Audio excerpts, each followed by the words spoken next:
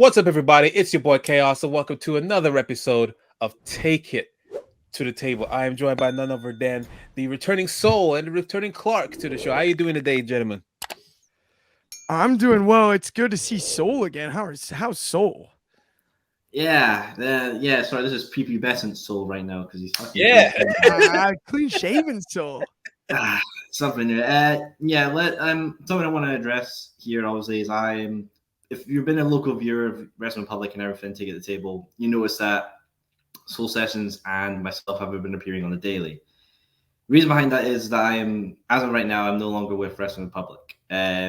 Reason that behind is a lot of, honestly, on my part, I was not in a good space for a good while. Things happened, things that will stay private, but things are different now. I'm doing my own thing with Soul Sessions. These guys are still killing it here. I do feel like, this is going to be maybe some time for growing, just do my own thing and see how things go. But, it was a time for growing right now. I do miss it, honestly. I won't lie, 100%. I do miss Clark laughing and doing all this stuff. Chaos, you just thinking, what the fuck's going on here with what this idiot's going to say. But, that's the gist of it. These guys are killing it as always. Give them the love that they do. Will I be back? I would like to, but maybe not just now, but who knows? As they say never. And, I think right now the one saying that can describe this whole situation is you don't know how something good is until you've lost it. No, that's very big of you to say that, Soul. And of course we all miss you at Wrestling Republic. And like you said, who knows? Never say never. We'll see what happens. The most important thing is to just grow from events past, and then just move on in it. So that's all I can really say on that, really. Do you have anything to say, Clark? Yeah, no, man. I mean, just we love you, Soul, and absolutely, like, it's awesome to be back on a show with you, Soul. That's what I want to lead with. Yeah, I'm just stoked to be chatting with you once again. Feels like good old times, and there's more ahead. That's what I would say. Indeed. There's definitely more good times ahead than just today. Yeah, of course. For sure. Let me just put away my Mindy muffins and AEW before we get. I love it. Get the pickles too, by the way. We'll give the MJF shout out. Indeed. All right, so moving on onto some wrestling, shall we? We got a stacked show for you guys. Don't worry, Soul, this is not going to be WWE centric. We are going to be talking about your show, and because we haven't really gotten your thoughts on the debut episode of AEW Collision. And also I wanted to get your thoughts on how come what's up with the lack of promotion for next Saturday's episode of Collision, as well as what you think of the next episode of Dynamite as well. Gonna get our want to get your guys' predictions so far for Money in the Bank. That's already shaping up to be a stacked card for the London show at the O2 Arena. And Soul wants to he has a little rebuttal for Clark's reference about Jay White. Instead of he's no longer the switchblade, he's actually a butter knife quote. So he wants to obviously talk about that. And also I wanted to get your guys' thoughts on what's up with the mishandling of the Viking Raiders in Hit Row, because obviously lately on WWE TV things ain't going their way, and it's been like that for quite some time. So I just want to get your thoughts on that. Do you even care or anything like that, or just is there a way for them to bounce back into form? We got a stacked episode. As always, make sure you like, share, and subscribe. All that good stuff. Grab a popcorn. Get your feet up. All that good stuff. Without further ado, let us take it to the table.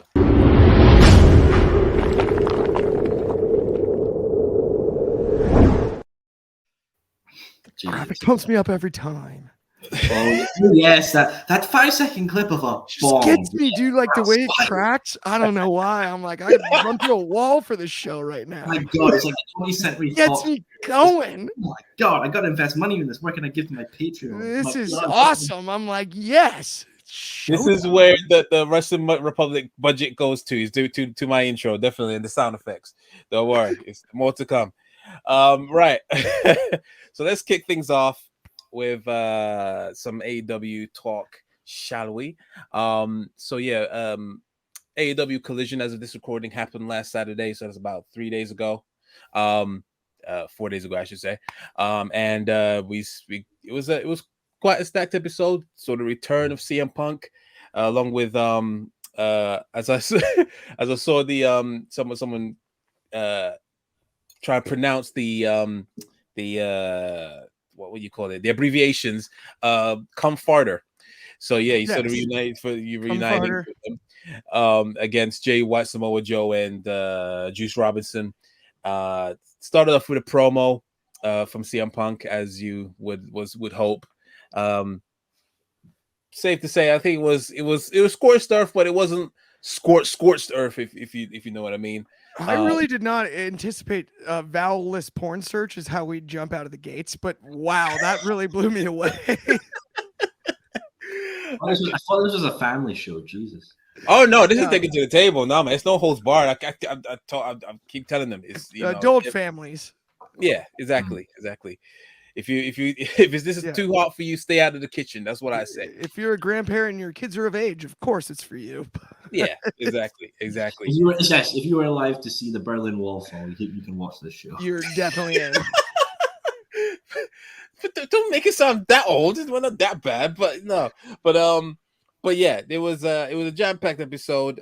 We did give Clark and everyone gave their thoughts on the show as well, and gave the review on the Wrestling Republic IG page. But I wanted to get your thoughts on the episode, Soul, because we haven't really spoke to you about it. So did you think did it started off right? Was it live up to your expectations? What was your thoughts, especially the return of your homeboy CM Punk? What's your thoughts? So I stayed up live for this, obviously. I was hyped for it going in, and I kind of read about Punk's ESPN article, because I knew that came out like a day before. So I read that. You guys know my whole thing with Punk, that if you make the company look bad and you go into business for yourself, you're kind of in a bad situation. But I saw in an article that made me reconsider my thoughts on Punk, which was mostly that he apologized to Tony profusely and wanted to make amends with Kenny and the Bucks, but was told not to make contact. So the fact that he's taken a step back and reevaluated himself and gone in to apologize to Tony profusely, yeah, you could take CM Punk out of Soul Jail and pop him in the good corner now. He's in my good books now. He's back. And I knew he was back because I immediately went and bought like 2 of his shirts and the posters that he was on. I love it. Yeah, because if you guys don't know, like Pro Wrestling Tees do like this cool Monday Madness where there's like AEW posters for events. Like they've done Dynamites and pay-per-views, and they had one for Collision, and I was immediately like, "Yep, buying that. Don't give a shit." Oh, shipping's like $12. Easy money. The show itself, Punk's initial promo coming out, I thought was standard for Punk. It's like a standard punky, blur the lines kind of promo. But one thing that really confused me is this red bag situation. Right. So is Punk got like the original blackstrap AEW World Championship in there? When that doesn't make sense, because the Elite were stripped of their titles. Why does Punk still kind of have his? Is this like a character thing where he's basically saying like, yeah, I know I was stripped of it technically, but spiritually I'm still the holder of the title? I don't know where that's going to... I mean, I was thinking in my head, like, oh, could this have like an underlining meaning? Could it mean... So one I went to, could it be the Ring of Honor Championship? Because the way Punk lost it in his initial run was, I think, James Gibson, Samoa Joe, and I think it was Brian or AJ. It was another fourth party. It was a 4-way kind of a eliminator thing, and James Gibson went 2011. Out. Right? No. This is like before ECW. No, 2011. I'm sorry. No, it would have been 2003, 4, 5. Yeah, 5. Maybe 5. And so I don't remember the match on the top of my head, but I remember it was like Jay Gibson got kind of eliminated or like went back because he was injured, sort of thing. Punk won the match, but then James Gibson came out and said, "No, I'm able to compete. Let me go." And then he beats Punk for it. Could this double underlining meaning that he's kind of thinking of himself still as the Ring of Honor champion, and he has the old classic one in there, and it's going to be the bait and switch, and maybe Eddie beats Claudio, and we get Eddie and Punk versus for the Ring of Honor Unified Championship, something like that. It's a bit convoluted because I just don't think the AEW World Championship being something that Punk's holding on to makes sense, if you get what I mean, especially with the Elite being stripped. I really like your theory, but I've got a rebuttal. I actually think it makes sense, and I think there was a reason here. And my fear was that it wouldn't land when it happened, but Punk at the same time wanted to show that the wrestling industry disrespected him over this injury recovery time and all that he put in. That's why he mentioned the tricep hanging off the bone, not once, but twice, right? You guys forgot I was hurt. Yes, I did that, but you guys forgot I was hurt. All this work I put in. But Punk at the same time wanted to show he's not a full-blown heel because he still respects the title belt that he never lost. Didn't believe he deserved to lose. Due to injury, you interimed all the other titles when someone got hurt. He would never throw the title itself on the ground, but inside of a red bag, tonight he's the Grinch. Inside of a red bag, he can toss it right on the mat. Because you can't see what it is, but you know what it is. It's the original blackstrap AEW belt. That's the way I read that situation. And I think on top of the other subtlety that threw me for a loop was, did you notice he took off the AEW cover on the mic and threw it outside? And I loved that. That was, I'm not here representing AEW. I'm not here to apologize. This is CM Punk. This is Phil Brooks, whatever you want to call it. And then the boots thing on top of it. The idea of putting the boots down potentially. I wish he would have led with the boots and flipped the order. That's my only complaint about the promo. Other than that, I thought it was vintage Punk. And as weird as it sounds, I think it's part of the reason Punk stayed away for 7 years. Punk shines the greatest when he's allowed to do what he wants. He is. And last night he was. And various other times, the Rampage reintroduction when he first came back, right? All the way through dog collar match. I mean, they gave him and MJF 18 minutes back and forth on the microphone. When's the last time you saw that in any company on television? 18 minutes? If it's not a bloodline storyline. Yeah, well, I mean, even a bloodline storyline, you're getting a 10-minute segment commercial. Yeah. You're not getting 18 straight minutes of live airtime. Just two guys back and forth on a mic. Roman's never done that with anyone. Yeah, it's true. The Rock's basically only done that with Mankind Mick Foley in This Is Your Life. That was 20 minutes. But just two people carrying a segment, you don't see that on television. That doesn't happen. Even Tyson, Austin, and McMahon. Yeah. That's like a 16-minute segment. That's too short of CM Punk and MJF giving each other jabs. And right?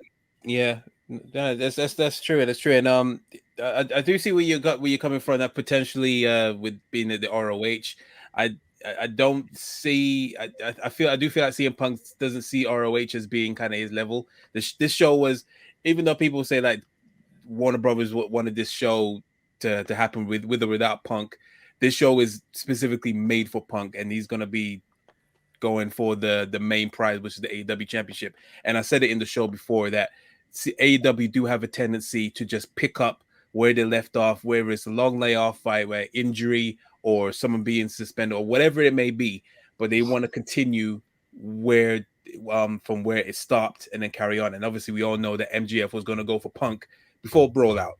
So even to add to that chaos, the one name that he mentioned, and I'm blanking on, it's going to bug me to death, but the guy that's like the main head of production for Warner Brothers Television is the guy that he said calls him One Bill Phil.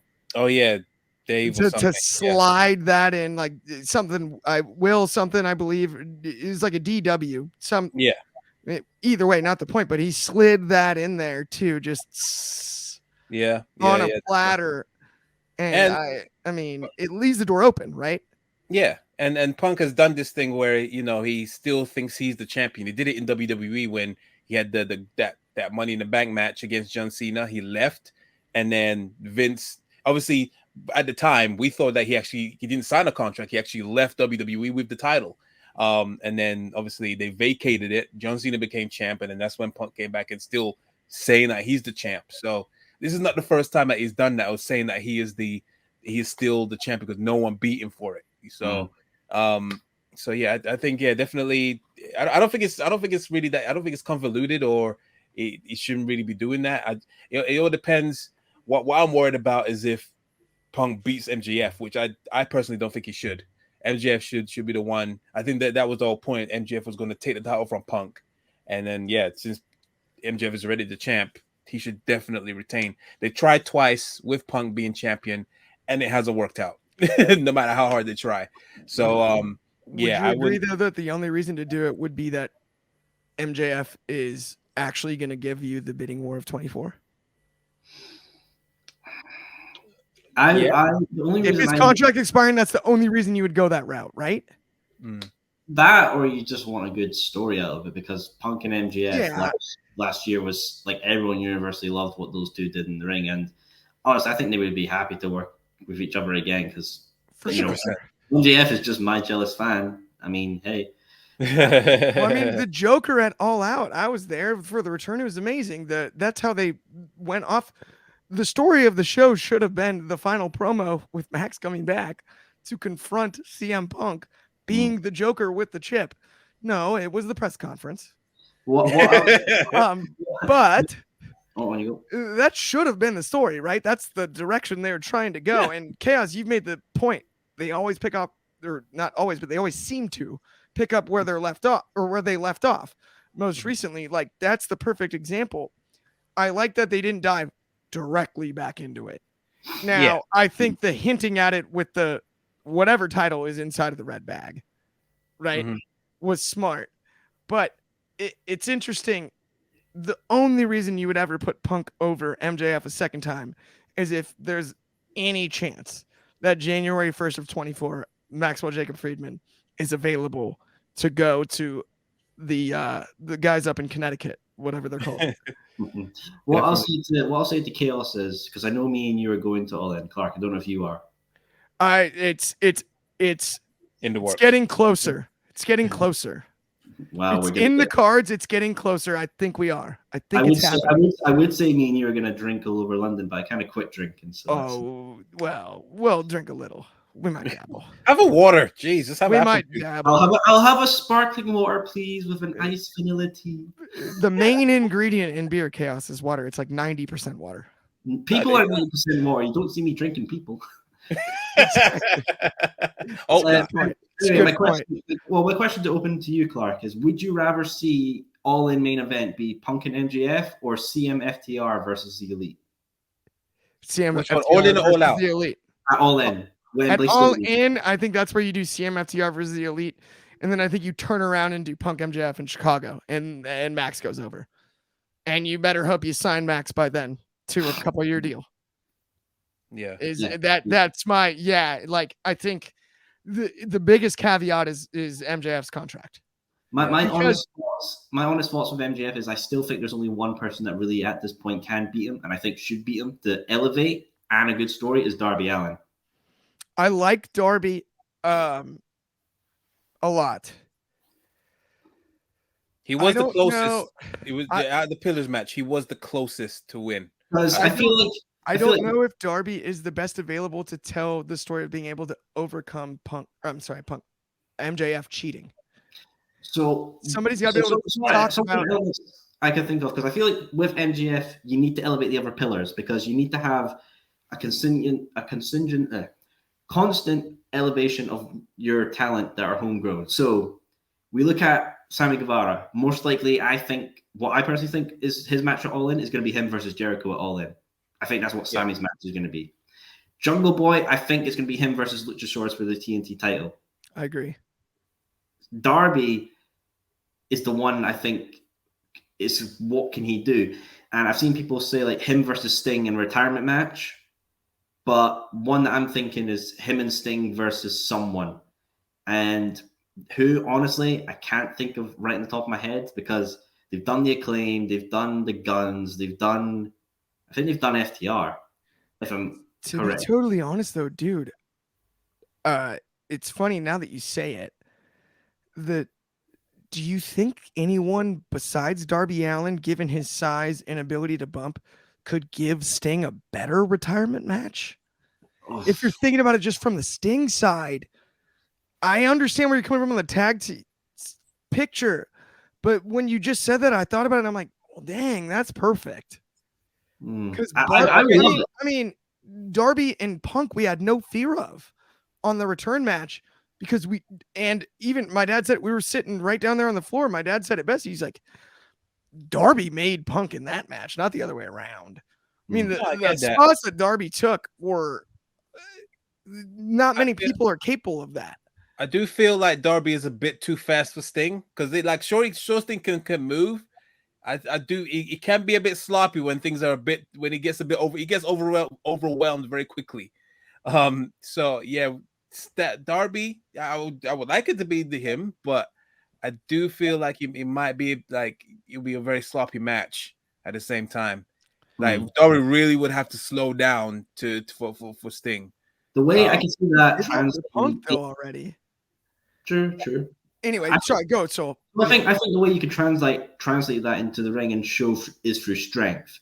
Show that while Darby is fast hitting, have Sting's like blows to Darby, knock him back, and he uses his ragdoll effect, turns on that little cheat code, and he goes flying out the ring and bumps everywhere. Showing that Sting has a massive force and presence behind him that the Darby Allin has to use with quick knitting stuff. Like, so I think for that, if you had to do Sting versus Darby retirement match, the ending of that should be Scorpion Death Drop. Darby kicks out at 1, hypes up. There's a bit of a running motion, and Darby submits Sting with either the Last Supper or the Scorpion. No, what's Sting's submission finisher? Scorpion Deathlock. Oh, Deathlock, yeah. It's the sharpshooter, but called the Scorpion Deathlock. Have that, because I feel like that would be a monumental thing. It also be kind of like a spiritual empowerment for Darby. Like, I've beaten the idol and icon that I've been associated with for like nearly 2 years at this point now. That gives him the confident boost to then go for MJF in the title. And they could tell it in a really cool way where it was like, I have to test myself against you. If anyone is going to be in a retirement match against you, it's got to be me, but you don't have to turn either one. Yeah, right? Absolutely. They're both baby faces, and I think that's kind of the brilliance there too. That makes a ton of sense. And I love the idea of the Last Supper too, because it's a little bit like a reverse Scorpion Deathlock, but he can also use it as a pin. Like it's pin him in it. Yeah. It's such a protected pin. It's unreal. I think I've only seen one person kick out of it during the Four Pillars match. But yeah, it's such a protected finisher, pin, I should say. So yeah, I wouldn't say no to that. Yeah, going back to Jungle Boy, I think you say you think you can see Jungle Boy and Luchasaurus for the TNT title at All In. Yeah. I don't, or All Out, I should say.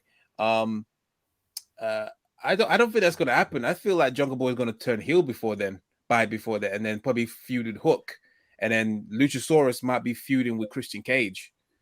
Because obviously you saw how obviously Luchasaurus won the title, but he didn't. I don't think he's even. I don't think he's yet to even hold the title yet.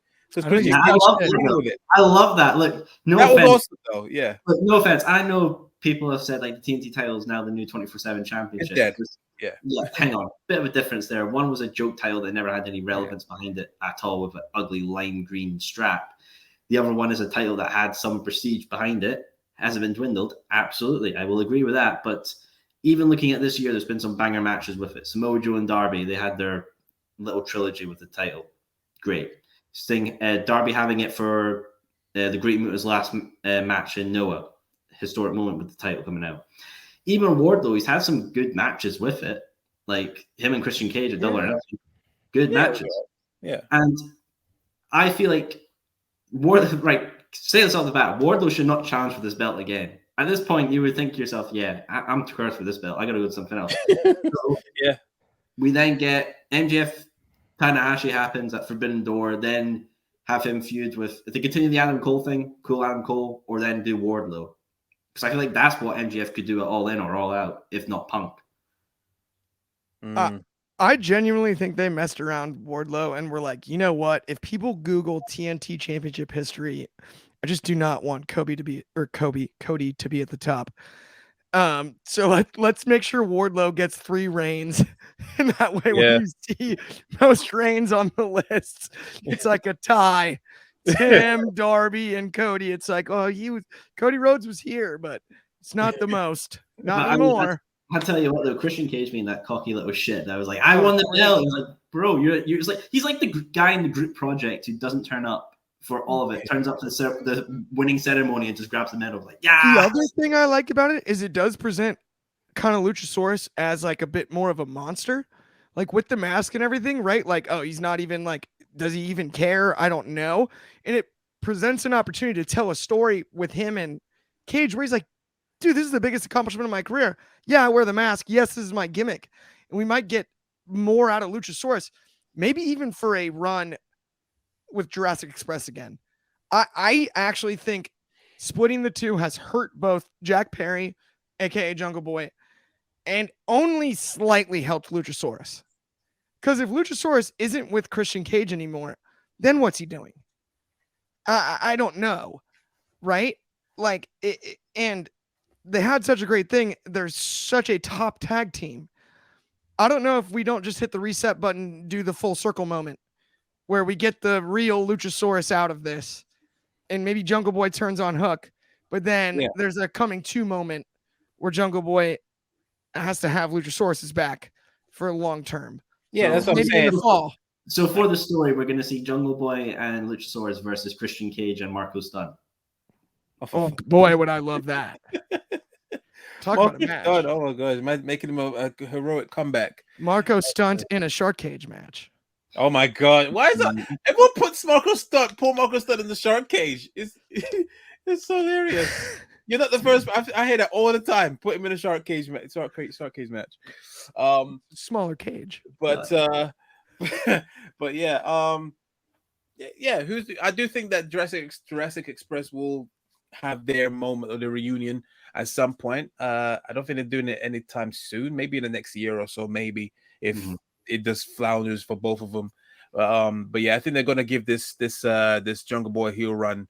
They're gonna give that a try at some point. I think it will happen just before All Out, for them to probably have a match, and then who knows? You're gonna see Jungle Boy become the new FTW champion. Who knows? They might do it for the championship. Finally, he gets a singles championship. That doesn't really mean anything, but if he gets one for the time being. But yes, but overall, you thought the episode was great. We're going back to Collision. So you thought the show was pretty solid. And I loved everything about it. Miro's match was really good as well. Even Sky Blue Willow versus Ruby Soho and Tony was solid as well. I thought that was very enjoyable.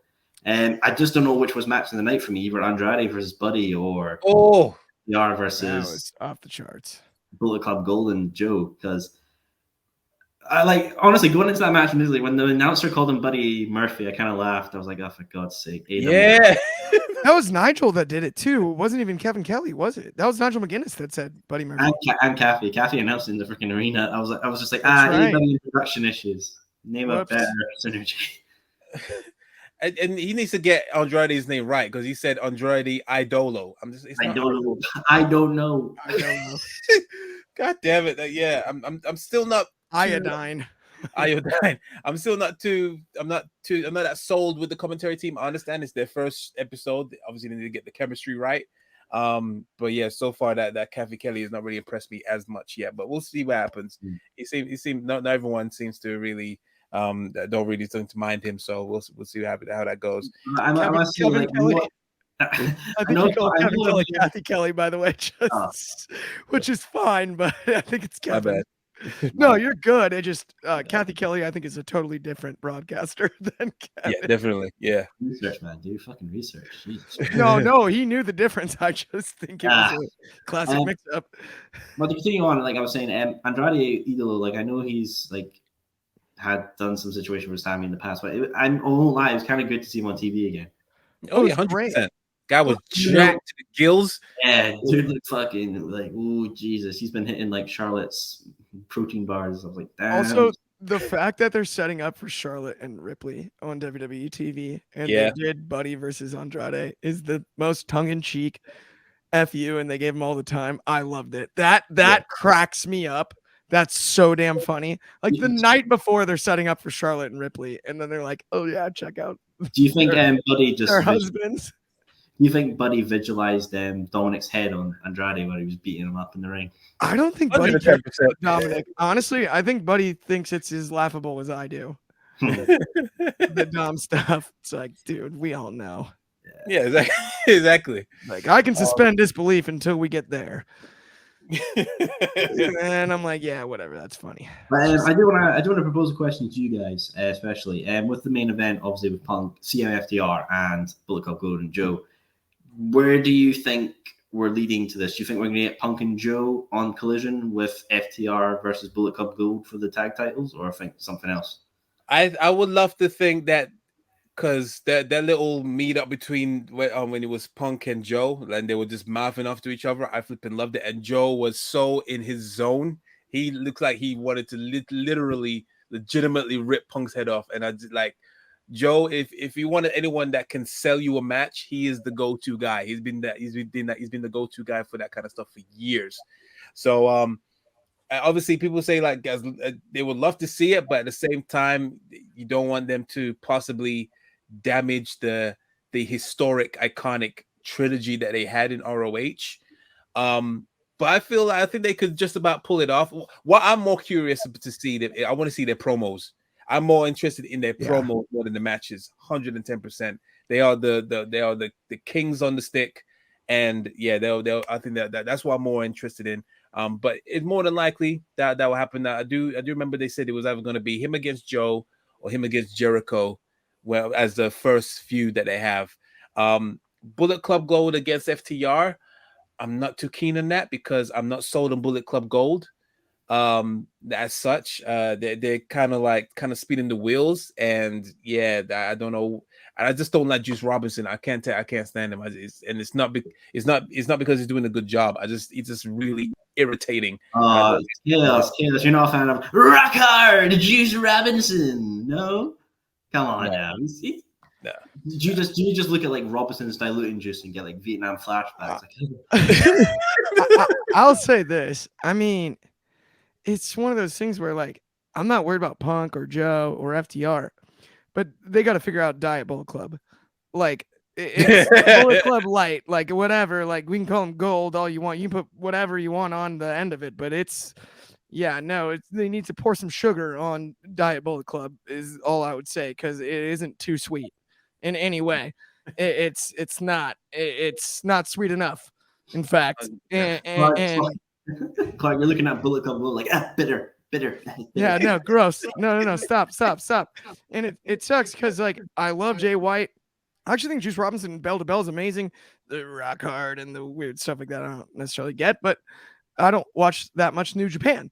So it is what it is, and maybe that gimmick was over there, but I don't know that it just making your voice sound gravelly and calling yourself Rock Hard is going to get you over in AEW as the butter knife's lackey.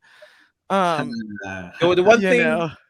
only time I actually tolerated Juice Robinson is when they were feuding with Ricky Starks, and then I think they got attacked. Ricky Starks attacked them, and he ran out, and then Juice Robinson was shouting out, "Ricky!" Yes. And obviously, if you know Boys in the Hood, that scene, Ricky! Yeah, that was like, okay, cool. That was golden. That was golden there. Well, since you mentioned it, Clark, your butter knife. Shall we get to the? Yes, let's jump into that. Yeah, you can jump right on that one. Yeah. Well, I'll use it for the viewers who are not informed. Chaos, on you go. Okay, fine. Yeah. So yeah, obviously we was talking about the match, the six-man tag team match with CM to FTR and Jay White, Juice Robinson and Samoa Joe.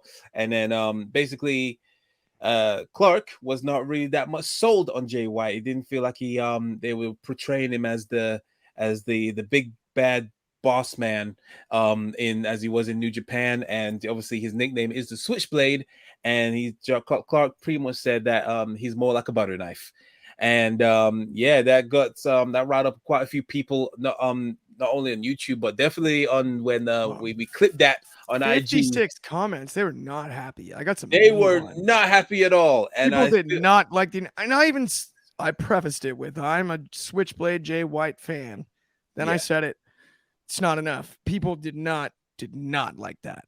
Not at all, not at all. And by the sounds of things, Soul also has a rebuttal on that. So, Soul. Yeah, so I was sitting in a YouTube job center, just minding my own business. and then I saw the clip, and I was like, "What's Clark done now?" Because I know when you put up a clip, Clark, something bad's going on.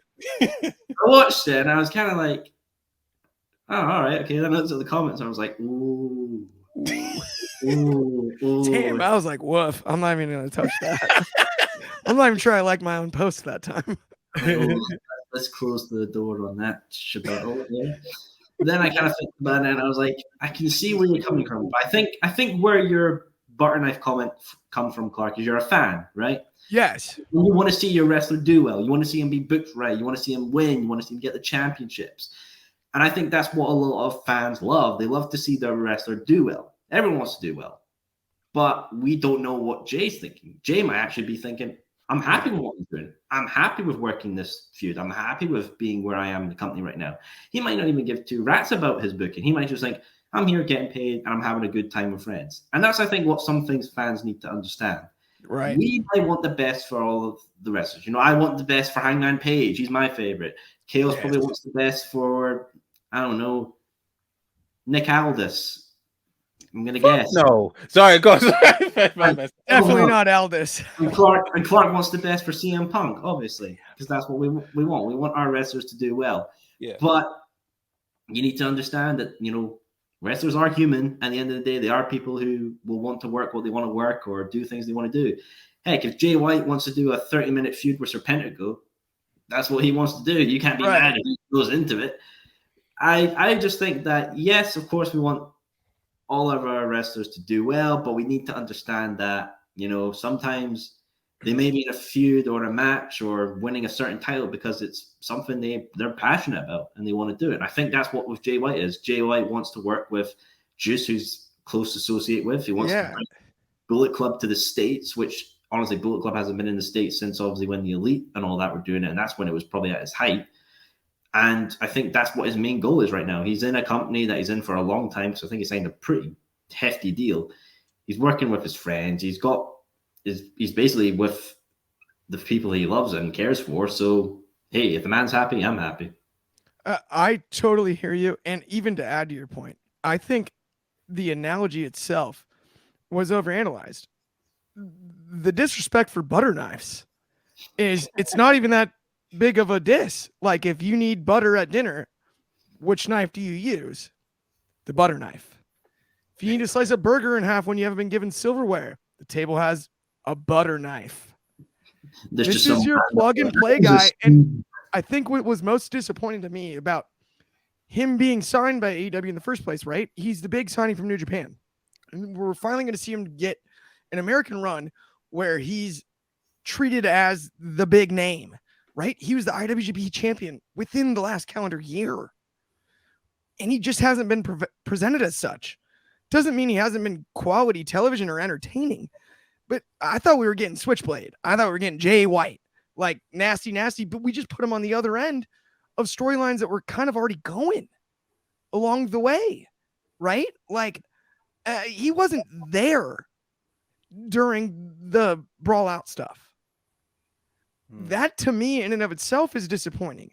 I get that it's an awesome lineup opposite Punk and FTR, or as Chaos so eloquently put it, come farter.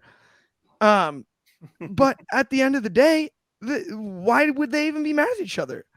They're in different companies when everything went down. Yeah. Like, there's no story other than Punk's back there. That's where I would, and I love CM Punk. I love the return. I love the promo where he actually threw some storylines out there.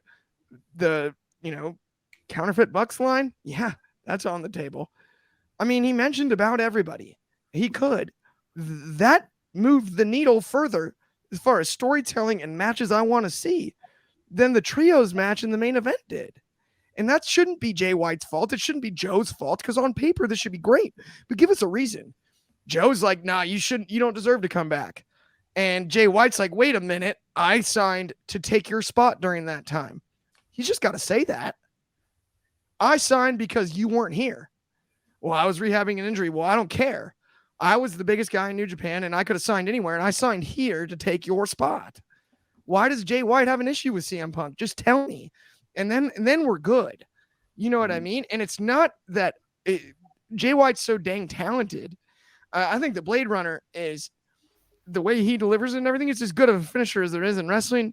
The idea of him when he slides out of the ring, the tactical old school 90s type stuff. Gosh, I love it. He works slow for a guy his size too. Yeah. In a good way. Patient, I wouldn't say. People say slow.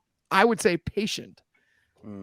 And while I'm trying to be patient about how they run this, it feels like Bullet Club Light, Diet Bullet Club. And it feels like they're just using Jay White because he's such a professional. And he's so good at what he does that you can plug him and play him wherever you want, like a butter knife. You can use him in spots that he's not necessarily designed for. I want the switchblade that's going to cut everybody, right? The Ospreay's got the hidden blade. I want the switchblade. And I want him in AEW because I think American fans deserve to see it. Like, what I have seen of his New Japan run, it doesn't get much better in a top spot. Promo and bell to bell, it really doesn't. And to rebuttal to the people that are probably saying, "Oh, I should have gone to WWE, you should have gone to NXT." Look at the last New Japan guy, Carl Anderson, the never openweight champion. Yes. Not much. Oh, and Gallows. Jonah. How about Jonah? Oh, Jonah's done. Wow. Yeah. Well, I guess they push him as the guy that didn't make it to the Money in the Bank, so he's mad. We saw that yesterday. It just shows, gentlemen and viewers, the grasser can be green on the other side, or it could always be a swamp. Yeah. You got to take your picks and bet on yourself at the end of the day. Indeed. Fair points, gentlemen. Fair points. Leave your notes in the comments as well, guys. If you think that does Clark still is he right? Do you still think he's a butter knife, or should we just give it time and just mind our own business, and as long as he's getting paid, that's all that matters. Leave your thoughts in the comments. One thing I want to dabble on before we move on. Obviously, during the episode of Collision, there was a lot of promotion for the episode of Dynamite, which is happening tomorrow, which is also going to be in Chicago, except this time it will be at the Winchester. There was all these matches announced for both that, and I think there was maybe something for Rampage. I may be wrong. But there was no promotion or any matches booked for Collision. And to this day, is now Tuesday 20th. Still no matches announced for Collision. I want to get your thoughts. Were you surprised by that they haven't really been putting any more focus? There was a lot of focus, a lot of promotion for obviously the debut episode, as you would expect for a business. But it looks like they were so laser focused on the debut episode, and again laser focused on the next Chicago episode for Dynamite, that there's been nothing announced for Collision. So I just want to know, would you say you're concerned for that? Have they already dropped the ball with Collision in terms of they're not treating it as meant to be the next major show alongside Dynamite, because that's what we thought Rampage was going to be, and that has faltered by the wayside. Now, what was your Collision? What was your thoughts? I'll go with you, Saul. I think obviously some people are worrying about that, but that's just AEW's general advertising strategy. They will announce a few things and then do most of it on social media. Like, heck, they announced Bryan Danielson calling out Kazuchika Okada. You'd be mental not to mention that on TV, but it just shows that they leave some things for TV and some things for not. But I think it's basically to build synergy. You watch Collision, you get the Dynamite announcements, then you watch Dynamite and you get the Collision announcements with Rampage. And Rampage is sort of that little in-between show that has, little matches and maybe announcements that don't need to be on the main show. I think that's what they're trying to do.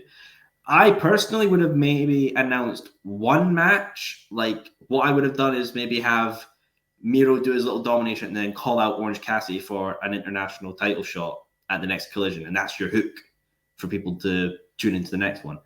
But I definitely feel like with Collision, you need to start strong. Because if you don't start strong and build strong with a big show, no one's going to come in and tune into the next one. You got to start off with the iron assault.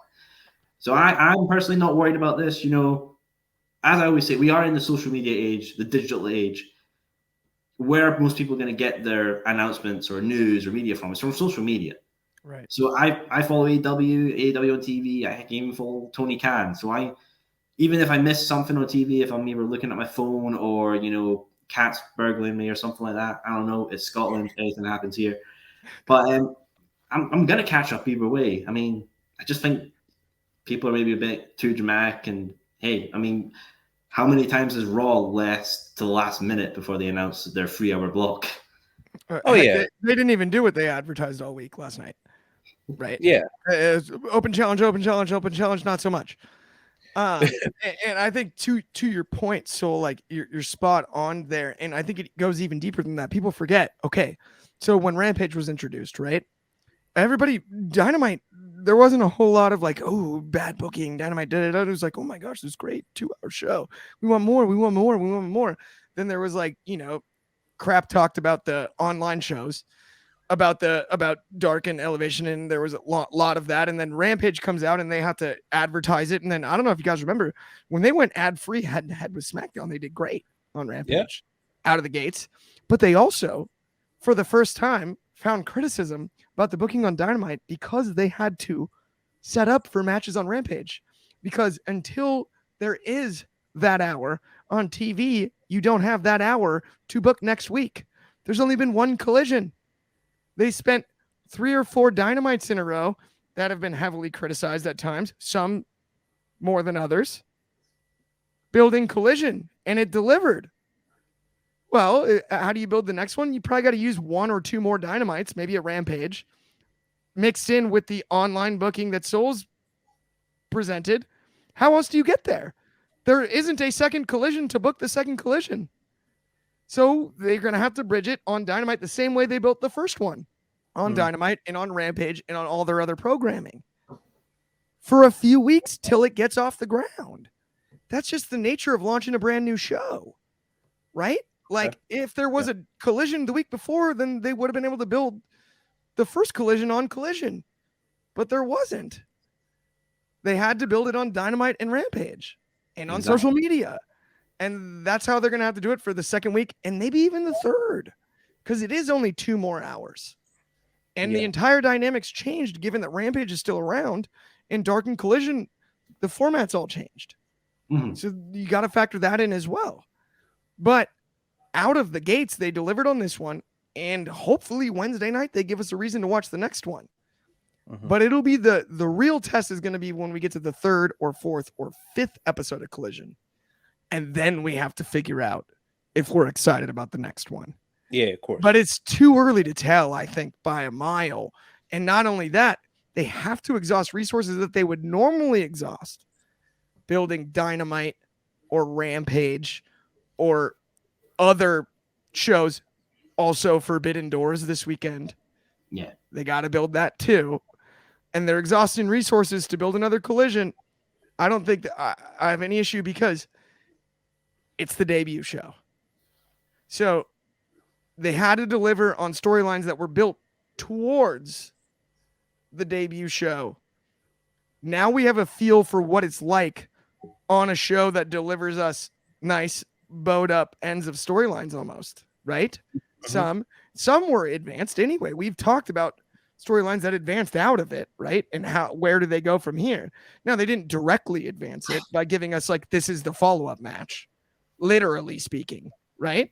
But it's not like no stories were advanced. They didn't tie everything in a nice, like, oh, it's over between CMFTR and the Bullet Club, like, right? It's over between Miro and wherever he's going from there, right? It's over with the Christian Cage and Luchasaurus story, right? No, the Outcasts and Willow and Sky Blue, right? Like Those stories aren't ended. I'm No, sure we will see follow up next week.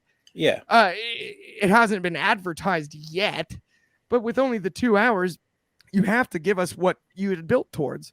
And now you've got one more probably week of there's going to be some time, unfortunately, on this Go Home Dynamite. That's what I'm more nervous about.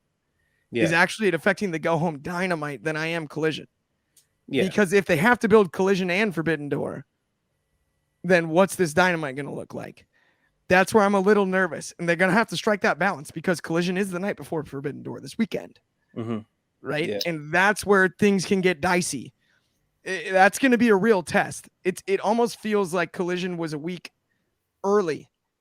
And if somehow you can do that and separate it in a way, the week of Forbidden Door, where you're still excited about Forbidden Door, but you know you're not going to quite see Punk and FTR on it. Yeah. Right? That might have been the route I would have gone. Not really my choice, not really my call, obviously. Yeah. And I thought it was an amazing show anyway. I loved the stage. I loved all that. But I think it's hard. You can't build a show without having a show. Yeah, right? no, I get that. So I think the first show to have the expectation that it would build to the next one, wouldn't we be disappointed in that if we got no questions answered and it was all tune in next week? Right? Wouldn't we be more disappointed in that than the amount of disappointment we've had towards what the show was? If it was like, well, wait a minute, they told us nothing. They just showed us the new set, new pyro, new commentary team, all that, and you got to see next week. That's it, all cliffhangers. That would have been too much, and that wouldn't have worked either. Yeah. No, I get that. I get that. It's I mean, obviously it all depends on how they portray it and all that kind of stuff. I think also what I was also getting at is, not just as a viewer as well. If I was also a ticket holder that actually bought a ticket to go to a live show or a live episode, taped episode, I would want to see what I'll be looking forward to seeing at the show as well. Instead of, because obviously the only time you don't really get that is if you go to like a house show. You just get what you're given. Yeah. But if it's like a taped show for a TV show, you kind of want to know in advance. All right, I'm definitely I'm looking forward to see this match. But yeah, I see what you mean with going about. It's the first episode. They need to piggyback off another episode prior, and it's more than likely they will announce some more stuff. Even though I would assume the focus will be on Forbidden Door more than Collision. But yeah, you probably will get some announcements saying CM Punk will be in action or anything like that. There's also rumors going on that he might be even at Dynamite somehow because the Elite ain't going to be there. It's been confirmed they're not going to be at the show. So why don't they just do it anyway? Grow up. Say again? Why don't they just grow up and do it anyway? Yeah, same place time. Come on, this is ridiculous. I know it is weird. It's the petty show. Silly. What can I say, man? What can I say? Hug it out, guys. You'll be fine. I did love, by the way, we haven't even made mention of CM Punk's T-shirt with Larry biting the star. Yeah. Oh, it's gold. Gold, definitely. Golden. Yeah, I'm about to get that. I ain't gonna lie. I'm about to copy one of those. Kenny saw that one. Yeah. With the Piper.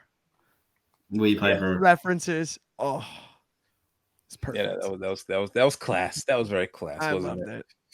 But yeah, that's fair enough. So that's our thoughts on AEW Collision, and everything else in there. Now, sorry, so we got to move on to some WWE stuff now. So yeah, of course, we are 1 week from Saturday away from Money in the Bank. Or I think I got that wrong. But anyway, whatever. Yeah, so next week Saturday is going to be Money in the Bank. It is a week from Saturday. You're exactly right, actually. Okay, cool. There you go. No, you got it right. I was getting confused. And like I said, it's looking to be a pretty stacked card. So have you been up to scratch with stuff that's happening in WWE? Be honest. The only thing I know is that LA Knight's in the Money in the Bank ladder match, and that's all I care about. Again, sorry?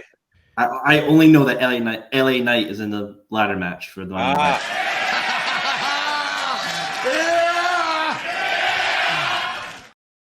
Yeah. My boy, LA Knight, definitely. Yeah, I don't know if you saw the promo that he did yesterday. On Raw. Oh yeah, I saw it. I saw it. Yeah. Logan Paul to take a map and shove all the prime up his ass.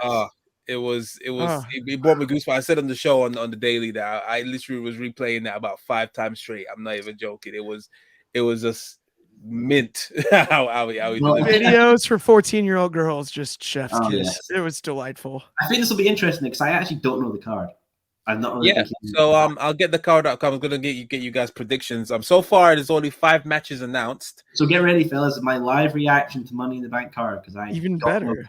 I'm like, I have Fair a enough. planned one, but that won't be as good. But I've got a prediction. Fair enough. Okay, so I'll start off with the first match. Cody Rhodes versus Dominic Mysterio. You mean Cody Rhodes? I mean Cody Rhodes. Wait, I gotta play his theme song just for that. Hold on, where is it? Here we go. Wrestling has more than one royal family.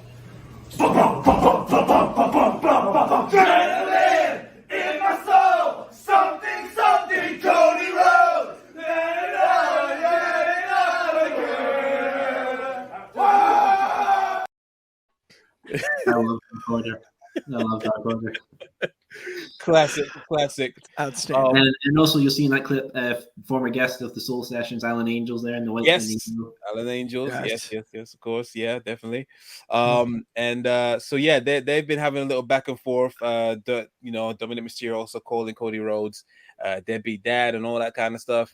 And yeah, it looks like Cody Rhodes is next in line to give Dominic a little hiding. But let me go to Clark with your thoughts on this match. Is this one you're looking forward to, or is it a pass for you? So Cody Rhodes could win clean, fully healthy against Brock Lesnar. Then with a broken arm that he used as a weapon, he lost. And now I'm supposed to believe that Dominic Mysterio can beat Cody Rhodes. I mean, what?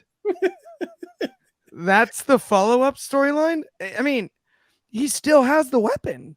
Obviously, Brock bent the metal inside of the cast so hard that Cody couldn't take it anymore. And so, he passed out to an arm lock. Someone explain that one to me. I've never seen anyone choked out in an arm lock. Not in my day, at least. That's a hard one to do the math on. It's immense pain. He passed out from the pain. He passed out due to the pain? I've never seen that. Writhing in pain does not look like passed out. No. That's no, absolutely not. Either way, I don't know which of the 3 limbs he doesn't have the weapon attached to that Dom's gonna attack. But I'll tell you what, it's not going to be a win via Frog Splash. We're going to get 3 to 9 crossroads ball game. And then he's going to ask us on Monday right after what we want to talk about. And it won't be this match. Fair enough. I think you pretty much nailed it on the head, but let me get your thoughts, Saul. What's your thoughts since I announced Cody Rhodes versus Dominic Mysterio with Rhea Ripley, mommy by his side, by the way? That's so fucking dumb. Rhea's going to command way more than both these twats. I think Rhea could take Cody. The only things exciting about this match for me is like you would only care for this match if one, you've never seen Cody in person wrestling, you kind of really want him to, and you like really enjoy stuff. That's fine. The other thing is just hearing the UK crowd give Dominic Mysterio an absolute verbal assassination, like he was doing in an S2 high school. I mean, Jesus Christ, the man's going to get chant. I mean, look, if you've seen like our fucking football chants. Like we hear like it's like, hey Dave, yeah, you hear that player's got a DUI and his missus cheated on him. I've got the lyrics right here. Let's make a tune. I can't wait. Trust me. There's gonna be a lot of censorships. There's gonna be a lot of censors. Oh God, audio cutouts. I feel bad for the production truck. That camera truck is basically just going to be pure white noise. Just brutal. I will say this. Let's make this interesting because I feel like this is going to go to Brock and Cody again, right? Like I feel like we're going to continue that. So what if Brock appears in this match, spears or does something to Cody, and Dominic gets the pin over Cody Rhodes? I would love to see that, but I just don't think Brock doesn't travel anywhere unless it's Saudi. I would love to see it though. That'd be cool to see him in the UK. 110%. Interesting. Yeah, you're going to this, aren't you? Yes, we got Money in the Bank. Yeah. If Brock did something about it, that would be fascinating. Only because I guess but my problem is I don't need to see him again. It's That's like your boy. it's like when you go see Brock like, is, stuff like but that. It's like, oh yeah, you get all the hype of the monument. It's like you see in pictures, like wow, this is so amazing. And then you get there, and there's just like you and over 20,000 other twats looking at it, like wow. You know what I would actually love is, you know who should be the one to do it now that you say it, and it's funny because I'd normally save a take this hot, but this is a gem. If he's healthy, I don't know the story, and he might not be, but it'd be the time Randy Orton hits an RKO out of nowhere on Cody, and that's how he gets embarrassingly pinned by Dominic. His old, and then you set up for a real threat to Cody, a real threat, somebody that at least Cody Brock on paper looks like a poster. Cody Dominic looks like an action figure set that was an actual mess up. Like they put the wrong figure in a 2-pack. Like I need to ask, would Randy versus Cody have Ted DiBiase Jr. in a shark cage? I mean, let's avoid shark cages, but I would love if Ted Jr. was ever going to make like a cameo appearance, it'd be really cool. And during that rivalry, because I think that's a story that would be so great to tell. I mean, 100%.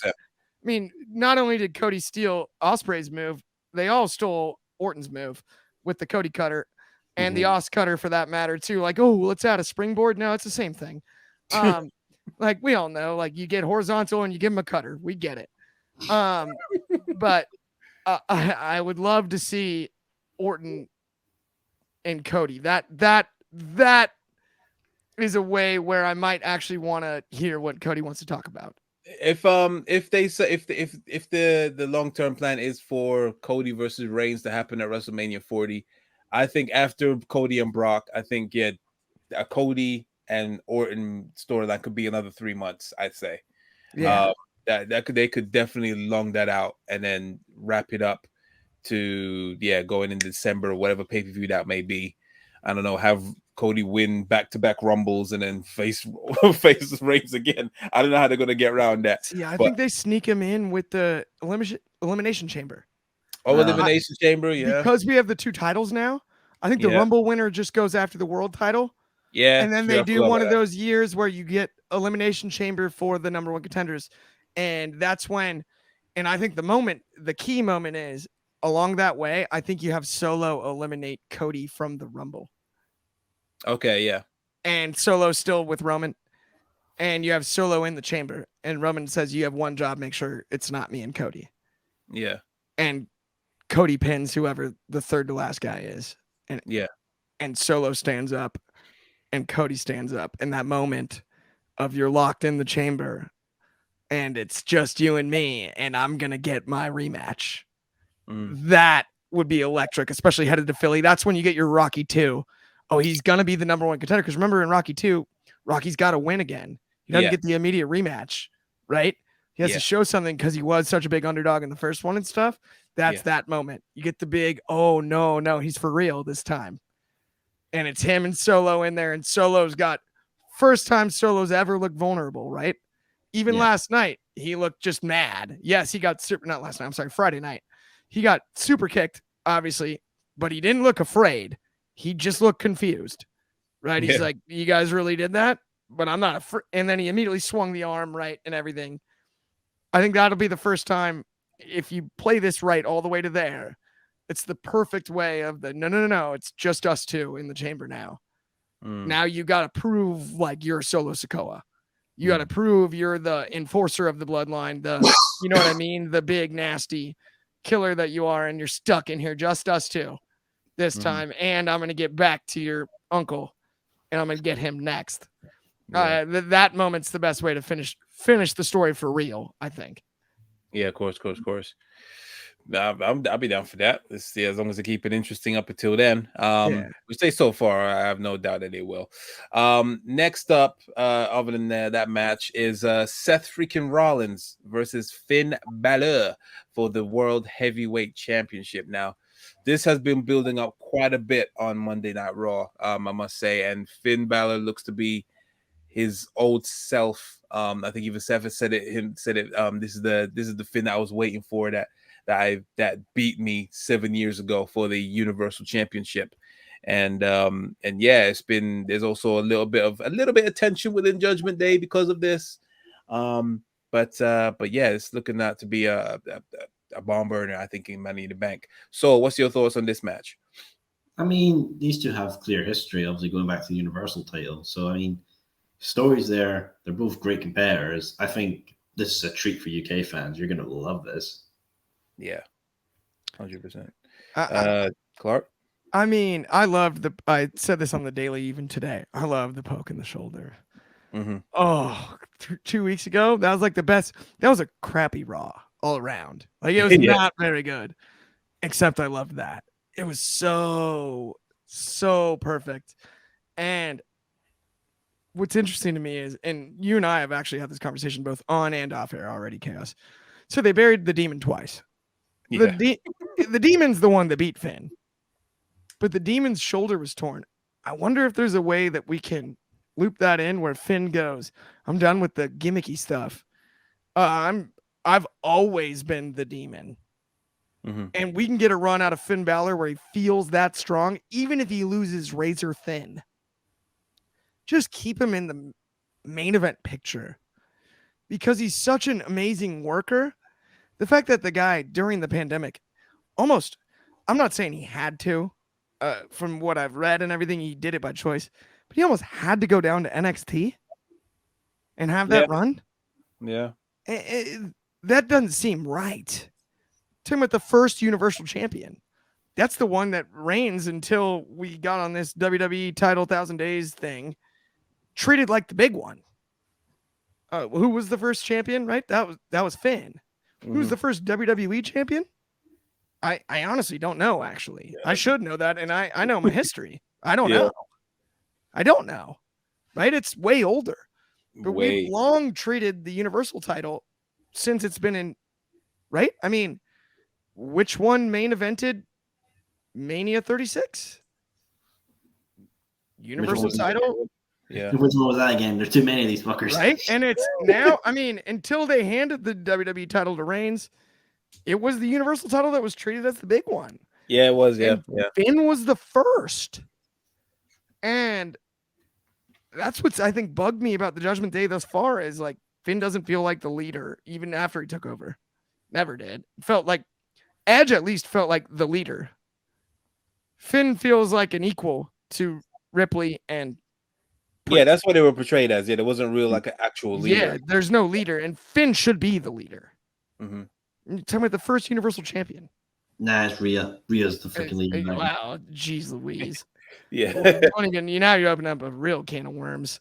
Rhea should just be the biggest heel in the WWE, and she doesn't need a group, and she doesn't need to make Dominic, and she doesn't need to make anybody other than make Rhea Ripley the most dominant force in the women's division. That's what Rhea Ripley needs to do. Rhea posted on her Instagram story. What? No. I can't say it because you'll probably get demonetized like shit, but just search it. You'll find out what it was. On Rhea's. Yeah, Rhea's. Yeah, Rhea reposted like a certain fan image that like I think I saw a little thing like Cole made a comment about it last night. It was quite graphic, quite a graphic thing, a weird thing, but it just shows that everyone loves Rhea. Passionately. But I mean, she is so likable. It's like she can kind of get away with whatever. That's where I was talking about it earlier. I'm like, dude, she's supposed to be a heel, but she gets cheered. And Dom doesn't. She gets cheered every time she comes out. Imagine if Dom betrays Rhea. I don't know. I can't see it.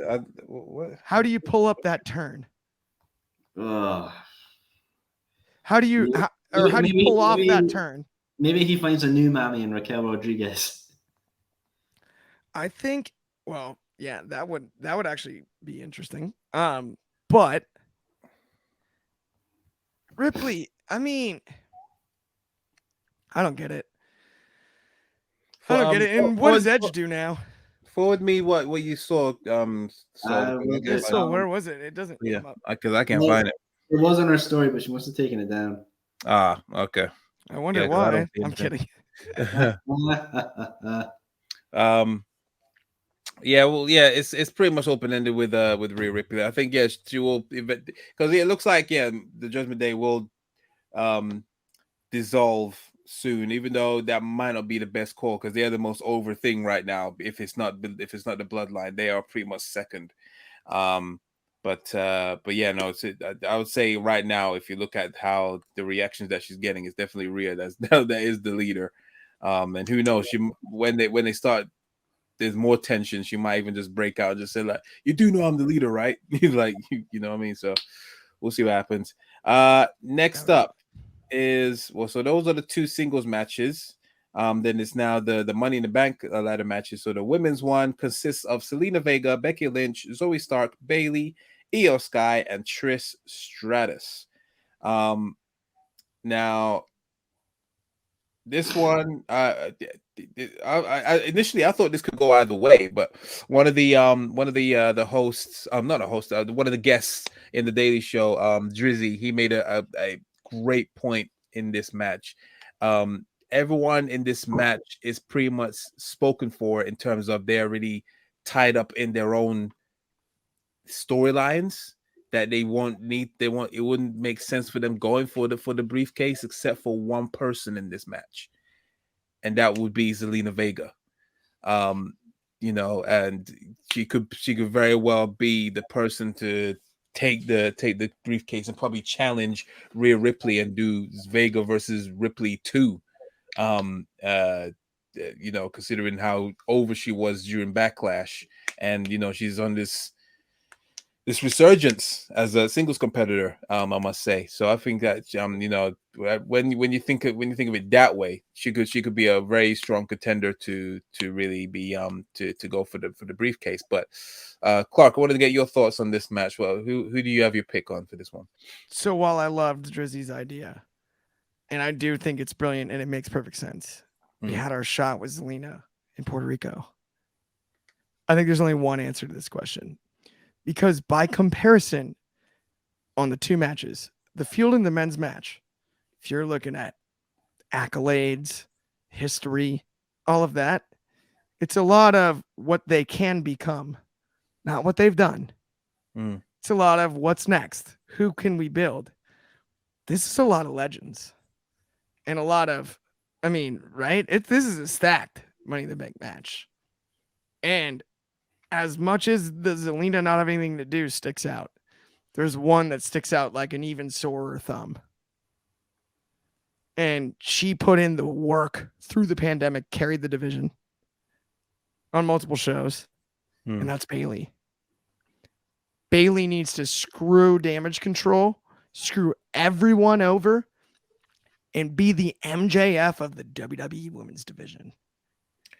Like, I know she's capable of, but even more annoying. She can strike a balance of annoying and frustrating heel heat wise. That is perfect. The answer to me is Bayley, no question. And it's got to be sleazy the way she wins. Maybe Dakota Kai gets involved and messes around somebody else, and then she messes around Dakota, but she needs to bail on everyone, go lone wolf, but have the briefcase and just be insufferable with the briefcase for as long as possible. I would like to. That does sound. She would be a great candidate. However, if I recall, her position is in jeopardy because Io Sky agreed to have a match against Shotzi for her spot in Money in the Bank. So that's gonna most likely happen on Friday. This SmackDown, I think. So she may get the boot. she may not even be in Money in the Bank. I think that was due to injury.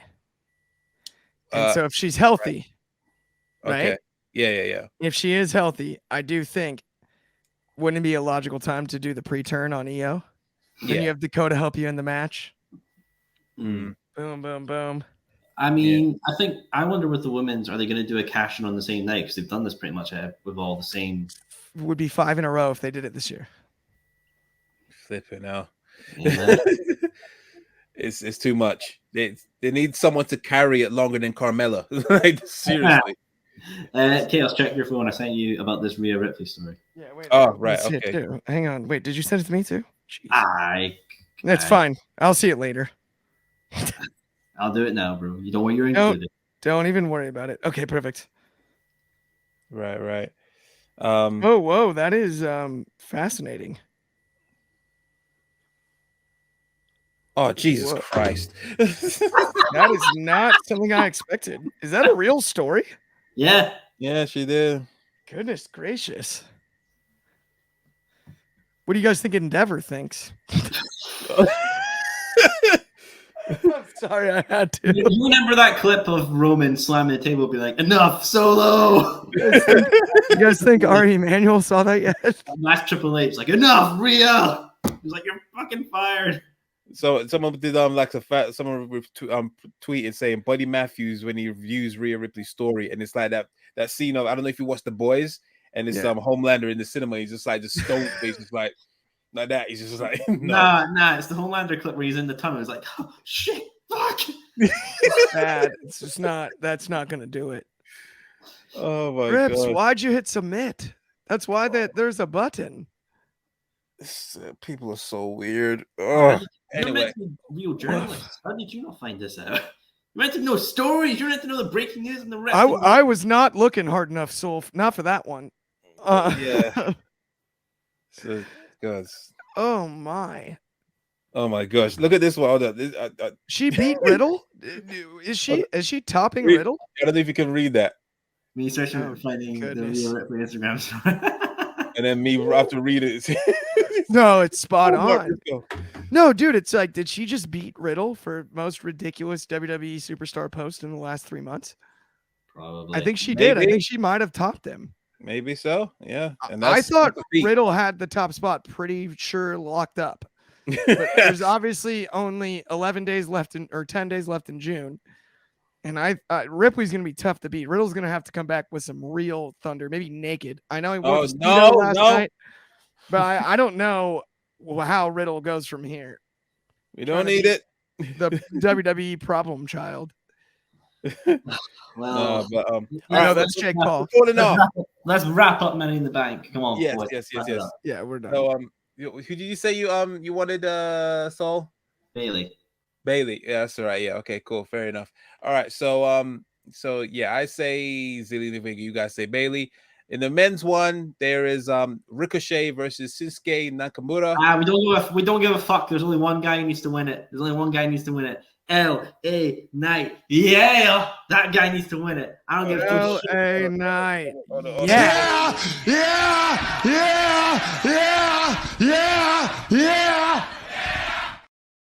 So it's mandatory. I gotta pay that.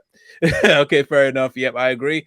And then finally, it is the Bloodline Civil War Tag Team match. The Bloodline, Roman Reigns and Solo Sikoa with Paul Heyman, the Wise Man, versus the Usos, which is most likely going to main event the show. So, what's your thoughts on this? Have you been keeping up with it? That's a main event. It is. That for like a UK show, like I'm surprised this is not like a SummerSlam thing. Like I'm kind of like, whoa, that's big. That's like big. I wonder, can someone cash in on Roman if during this match? Yeah, they can. It's possible. I would say during, but maybe after. No, you can do during. Seth did it during. Yeah, but not during a tag match. Not during the tag, but it was like. Wouldn't that be starting a separate match? So now you have the tag match and a one-on-one match. I see what you mean. What I'm saying? Yeah. You're right. Yeah, because that turned into a triple threat, so it's easier that way. Yeah, and then the tag. You're right. You're right. Yeah, I wasn't trying to be like Mr. Fact Checker there, but I was like, kind of like, no, you're are right. they gonna have like two match? Are they gonna bring out a second ref? And it's like, which one counts which? Yeah. You're right. It does make me wonder though, where can you go from here? Because it feels like the end of the story should be coming then. I got a good idea. Hit me. Go on. I think this time the Usos take Roman to the brink, and Roman's gonna have to sell his butt off the whole match for the first time in a long time, like he did on Friday. He did, man. The way he hits the rope, takes a double super kick. He took the initial super kick. He sold his butt. He's laying with the mouth open. If you see Yeah. the bonus content too, the way he sits up and pulls himself up, like, man, I got hit on the chin, and I'm furious. But the way he carried that balance, I think the key here is the Usos need to have his number as a collective group. Solo saves the day and wins the match and bails him out. That's what I'm Solo wins saying. it clean. Solo pins probably Jimmy Mhm. and wins it clean. But then here's the key. That's how you build towards the final crack. Roman doesn't appreciate it. Roman doesn't acknowledge. Talk about acknowledge me. Roman doesn't acknowledge that Solo bailed him out. You'd gotten pinned by your little cousins. Roman, without me, if I wasn't there, your two little cousins would have pinned you. And that's how we build towards Roman and Solo at SummerSlam. And that's the final crack. But then that's where Roman looks strong again and is able to win that match. And then we get Solo Roman, still the same mindset, still with Paul Heyman, separate from the rest of the bloodline, the rest of the way till Mania next year. But do you think? I don't think Roman versus Solo at SummerSlam will sell as good as Roman versus Jay or Jimmy. Agreed. I feel like that's where the money is for now. Like the Roman and Solo thing, that will happen. I would just don't argue think that it will as big SummerSlam before.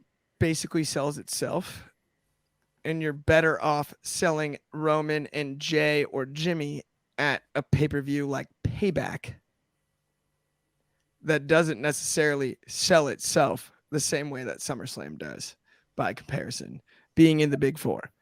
Because the rest of the SummerSlam card will be stacked, given that we have a new world title on the other side with Seth. We're going to see something special there. We're going to see a stacked card along the way. Roman, Jimmy doesn't need to be the headliner that sells it. That's the time where you can do Roman Solo. I agree with you. It's not as great.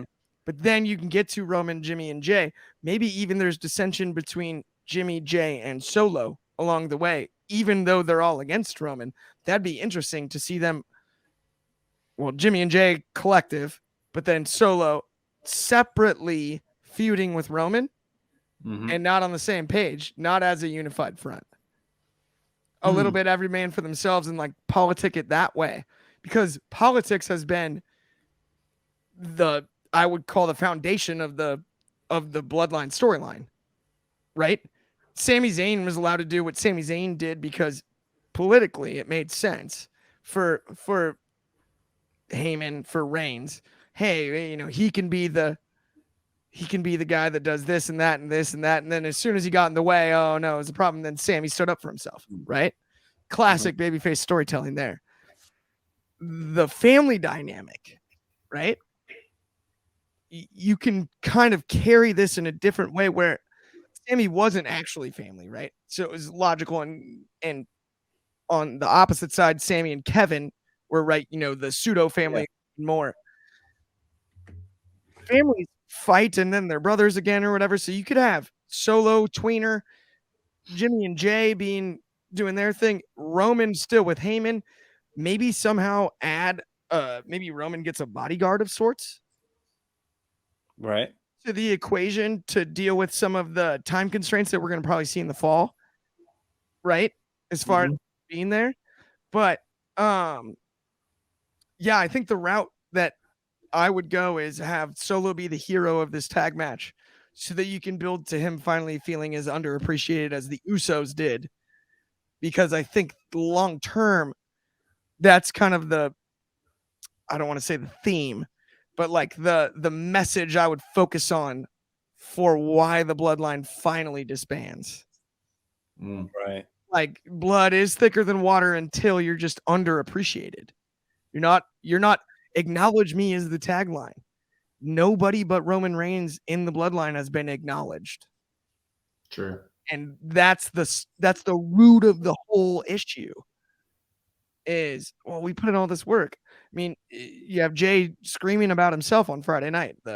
I'm the right-hand man. I main evented SmackDown. I main evented pay-per-views. I'm main event Jey Uso. Right? Even when he head faked us, but he has to say it. Roman doesn't say it. Nobody gets any credit. besides Roman, right? Unless Snake Oil is selling you on you're going to be the next tribal chief. Yeah, right. But yeah, that's at least my thoughts. I don't know. What do you guys think? I agree with you, Clark. Honestly, you got the best viewpoint of it, I think. Yeah, I have no complaints about that. That's I wouldn't say no to that kind of story. It's but I think that it's whatever they come up with. I think it's in capable hands. I mean, they've kept us gripped for 2 years straight, 3 years straight, should I say? So yeah, I've whatever is going to be the end game. I feel like I'm still more inclined for it to be one of the Usos at SummerSlam. I know you said SummerSlam sells itself, but yeah, even though arguably it's not as big as Mania or the Rumble, I feel like those are more people are more inclined with that. And I'm not sure, I don't know how the crowd is or what's the fan base like in Detroit either. Because that is at the Ford Field? Ford Field, I believe. I mean, Yeah, that's a stadium and it's a huge one, right? It's bigger than Soldier Field in Chicago, and it's an hour and a half drive from Chicago. Yeah. So you're gonna get half the Chicago fan base. You're gonna get Michigan. You get the Canadian fan base too because Windsor is right across the border. So you have that. Detroit is a wrestling city without question. I have no doubt Ford Field will sell out and be a big old crowd, big old hot crowd. Oh, fair dues. So what's our picks for this match? So you saying the Usos going to get the win, or I mean, no, I think Solo, Samoan Spike. I think Solo and Roman. Yeah, I'd be very surprised if they have to have 2 losses in a row as a tag team. So yeah, I think Solo pins Jimmy via Samoan Spike specifically. Yeah. I think Solo will do all the work. Agreed. Yeah, I'll say the same as well. Well, yeah, that's pretty much all the matches. Like I said, that's all 5 so far. I think probably one more match, maybe a women's match, might need to set. Like, surely Rhea's gonna have a match somewhere, or even Asuka. I mean, I think they're most likely gonna do Asuka versus Bianca at Money in the Bank. Surely, that has to happen. Would that be 4 times though? Yeah, not 4 in a row. But I think the difference is with this one is that I think this is where Bianca's going to turn heel. I think Asuka's going to win, and then she's going to turn heel. I think they're going to do like that Charlotte Becky type of thing. Interesting. That's what I think. But yeah, that's pretty much everything we've talked about. Oh, also, I don't know if you guys care about this. Finishing off, the Viking Raiders and Hit Row. They've been having a rough patch, especially. Who? That Snoop Dogg mean? Who? Yeah, especially Hit Row. I feel like they got done dirty. Well, not. No one gives a fuck about Hit Row. No one gives a fuck about Flop Dollar. That's where they don't give a damn. It's poor AJ Francis is so much better at hosting the Lost Treasure show than he is at professional wrestling. It's not even close. He's really good at hosting that show. It's entertaining. They go get all the artifacts. I just like, because so far what I've heard is that Top Dollar has major heat with the creative team backstage, and that's what's really. Top Dollar do like a racist rap against gender, and that's why they got released. The first time. That's one of the reasons, yeah, because first it was B-Fab that got released first, and then they were meant to have a match with B-Fab's the talented one. Yeah, she's still got great facials and looks awesome outside. Everything, like, I'm like, B-Fab, there's a place for her on the card. Just never used. Like, it makes no sense. And without Swerve, it's just no steam. And then all the poor AJ Francis and Top Dollar, Flop Dollar, whatever you'd like to call him. Yeah, it's just. I mean, from time when you know that Michael Cole is burying you and he's good at it, you're in deep water. When the only thing you're notable for is having a 76 rating on 2K, then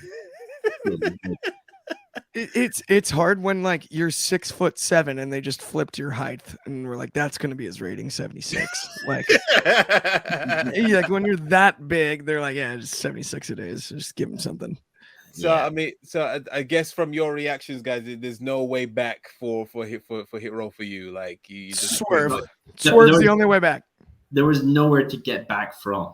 They were at the edge. They were always at the edge of irrelevancy. They can't go back from the edge. Well, see, that's where the problem is. I think there was something there with Hit Row, especially in NXT. I love their work, but I really think that Swerve was underappreciated. And this is one of those classic situations where Swerve got sent over and was like, "What's he doing with Keith Lee?" And the local Hit Row's back. Now the Triple H is back, and we all did.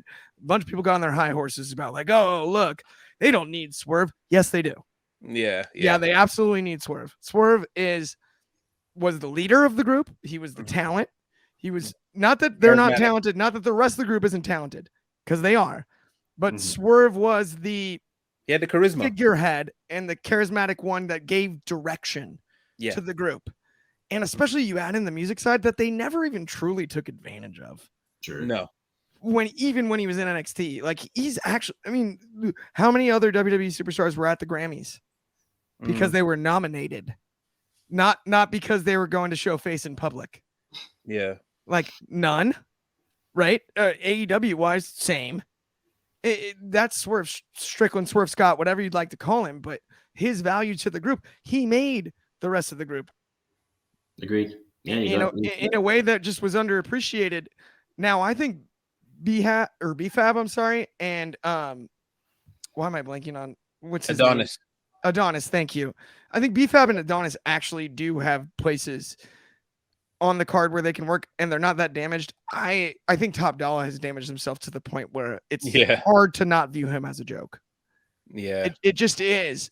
And it's weird because you would assume that hosting a show like the Treasure show that he hosts on A&E, right? You would think that would be beneficial. I actually think it's hurt him because you're so familiar with him that your eyes go to him when he's on screen, and he never had a time to work out being green.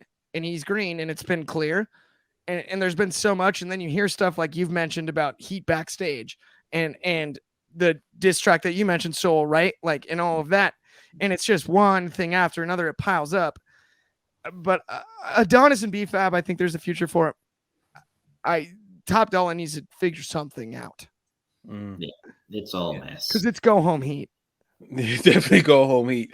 And I mean, finishing off with the Viking Raiders. I guess were you guys ever hot on them? Like, it's the thing with the Viking Raiders. Every time I see them, I think, I could be playing God of War right now. That's all I get. My dad loves them with the gimmick and everything. And honestly, with the new paint and stuff, I love them. Why did they have to give him cornier entrance music?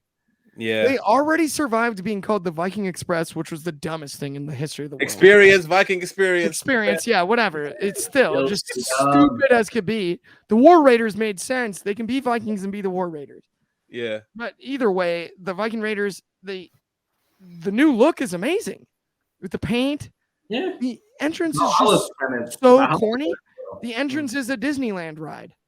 Yeah, it's like it's just, and it sucks because they're really talented. Like even the cinematic stuff they did with the Street Profits during the pandemic. Oh, Jesus Christ. It was terrible, but acting wise, let's give them credit. What else were they going to do with no fans and everything? Sure. And like to go film all those scenes playing golf, fighting in the parking lot with Tozawa and the ninja stuff. Yes, it was comedic and corny as could be. We needed something on TV during that time. Oh right? My God, almost was a ninja. Fuck. He was almost was the big ninja. And at the same that time, thing at the end, and they just cut to black. Oh, it was ridiculous. But at the same time, like you see how talented these two dudes are. They're both really big athletes. They're awesome in the ring. The Viking gimmick should make sense. What are we doing with them though? And we put them in all these tough spots to survive, and they've weathered the storm. But it's sad to see what it's become because they basically, I mean, look, you got Otis and Gable who are almost in the same spot. But you'd rather be Otis and Gable. You'd rather be Otis and Gable at this point. Is my point, though. Like, right? Then, and that's a hard place to be in. Mm-hmm. Is like, yeah, you can't even be memorable in a match with an over team that's surprisingly over, like Alpha Academy. Like, oh, I don't know. As long as they don't split up the Street Profits, I'm not to change the subject, but I just don't want that to happen ever. Yeah, I don't think so. Agree. They need to be the new day where they Yes. can have singles runs, but they don't need to split up. If they can go heel, I would love to see, because there's talk about them going heel and then having Bianca Belair part of the group. I would love to see that. That would be quite refreshing. Yeah. And then obviously acknowledge Ford and Belair being a power couple type of thing. But yeah, I don't want to see them split up. There's a lot of juice in that tag team, and they're still over with fans. So yeah, just keep them together. There's no need to do that. So yeah, I agree. But yeah, other than that, we have definitely come to the end of the episode, guys. Well, let's do one final thing. Final thing. Right. Chaos, can you grab your NXT UK title and pop on your shoulder? Oh, I need one. Do you have a title? Try not to drop it this time. Got the WrestleMania plates. Yeah, try not to drop it. Yeah. So, as I'm no longer with Wrestling Republic, the Republic needs an MVP. I'm not the MVP anymore. So, and new MVP of the Republic, Oh, God. Chaos! That's all time. I don't know what to say. He's I'd like to got thank God. Without him, there's nothing's possible. And Good old and, Lord and yeah. Savior. Go Celtics. I don't know. Those Celtics. No. By the way, I forgot about that at ROH when the guy was wearing the Jason Tatum jersey and all the LA fans yeah, were yeah. Oh, he saying, got booed the hell out "That's of the the Celtics." building. That was great. Yes. Also, how I feel right now, only this video encapsulates it. So After last year's monumental clash at the Castle event, WWE returns to the United Kingdom for another date with history. What an incredible moment. What an incredible moment. Enjoy it, Chaos. You are now the most valuable prick. Exactly. I'll take that with pride. Don't worry, I'm gonna rub it into everyone's face every time I do the dailies. But yeah, that's cool. I'll keep the seat warm until you come back. So who knows? I'll keep it there. Or you can face me on 2K for it. You can face me on 2K for that I time. think we'll just face you at All In for it. At what? At All In. Oh, right. We got to call Tony, get it booked. All right. Okay, fair. Best friend Have that booked. No, I hear you. That's just going to take some time. We got to get, there's only so many collisions and dynamites on the way. We just talked about building Collision. What better way than Soul versus Chaos at All In? Oh, hey, that's main event right there. Yeah, definitely book it, TK. Book it. I mean, we got a long walk to the ring though, because we're all up in the nosebleeds. But yeah, we got a long walk. Soul has an announcement. Will be next week's Collision. That's the major announcement. Major announcement of an announcement. Fair enough. Cool. Well, yeah. Thank you very much, Soul. Thank you very much, Clark, for joining us on this awesome episode. It's been great having you guys on here. As always, make sure you like, share, subscribe. Make sure you follow us at Wrestling Republic and also at official_TITTT for the latest news clips, rants. Next episode will probably be a tier list. We got a tier list coming up soon of the list of WWE champions of the last decade. So yeah, be sure to check that out. And other than that, I have been your host, Chaos, the new MVP, the newly crowned MVP. He has been Soul. Down there has been Clark. Oh, also, Soul, do you have any announcements for the Soul Sessions? Oh yeah, obviously there was the big season 3 premiere of Marty Skrull. I appreciate everyone who'd commented and watched the episode. Really, done very well. Part 2 is done over 300 views. Thank you very much for that. The latest episode is now with Hunter Sampson, who's a Scottish talent, big guy, 6'7". Talks about how he's trying to be the next big man of Scotland and some of his big man influences as well. Really happy with how that episode went. That's up just now. But besides that, I'm going to be busy. There are currently 9 episodes on the planner. Woo! Going in, putting in that work. That's how you do it. I'm working. But hey, follow me at the Soul Sessions Official on Instagram. Keep up to date with any info on episodes and guests. You can see the whole back catalog and everything. And yeah, but remember to check Chaos on the daily and Clark on the daily. Take it to the table for Chaos and also sold separately for Clark and Antry, their figure show. You guys got any more of that coming up? So we've got 2 more already recorded, and then we're planning on recording a third, likely either this weekend or early next week. But the Powertown episode's up right now, and that one's been actually fun as could be because the Powertown, outside of the Kerry Von Erich figure, the first wave has just shipped, so everyone's kind of getting them. So if you're just getting yours, we did a full breakdown of the whole set. It's funny because it's actually filmed right around the time where they finally announced that, oh wait, like when they went on Matt Cardona's show and they broke the leg off. So we actually recorded it right around that time. But the irony is it worked perfectly for the actual release. We break down each and every figure, including the K-Von E1. That isn't on episode 2. That will be on episode 3. Because that one is in the pipeline to be shipped, I believe, at the end of this month. We talked to the Powertown guys, and I believe it's, because they shipped whatever it was, 4 or 5 of the, 4 of the first 5 of the first 6 figures in the set, other than Kerry Von Erich. So we edited it and we moved the Kerry Von Erich take to the next episode. That should ship soon, and then you can tune into episode 3. It'll be a blast. But other than that, Soul Sessions daily, sold separately. Thank you. And of course, right here, take it to the table. Yes. Oh, to the table. Until next time, guys, this has been Take It to the Table. Peace.